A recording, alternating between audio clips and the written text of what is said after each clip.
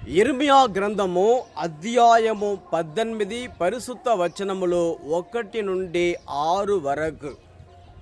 ప్రభువు నాతో, లెమ్ము, నీవు కుమ్మరి ఇంటికి పొమ్ము, అచ్చట నీకు నా సందేశమును వినిపింతును అని చెప్పాను.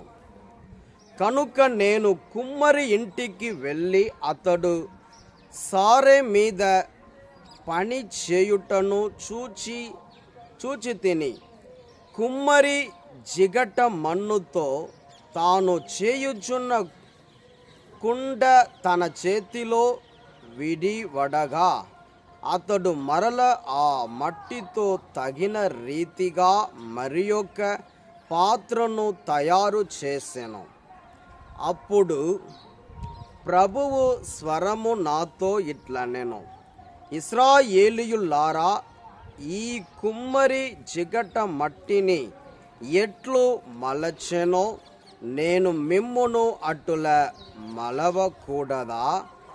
కుమ్మరి చేతిలో మట్టి వలె మీరును నా చేతిలో ఇమిడి పోయెదరు.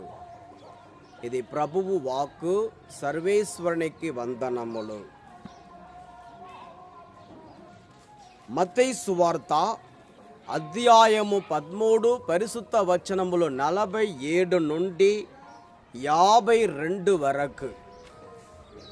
ఇంకను పరలోక రాజ్యము సముద్రములో వేయబడి అన్ని విధములైన చేపలను పట్టిన వలను పోలియున్నది.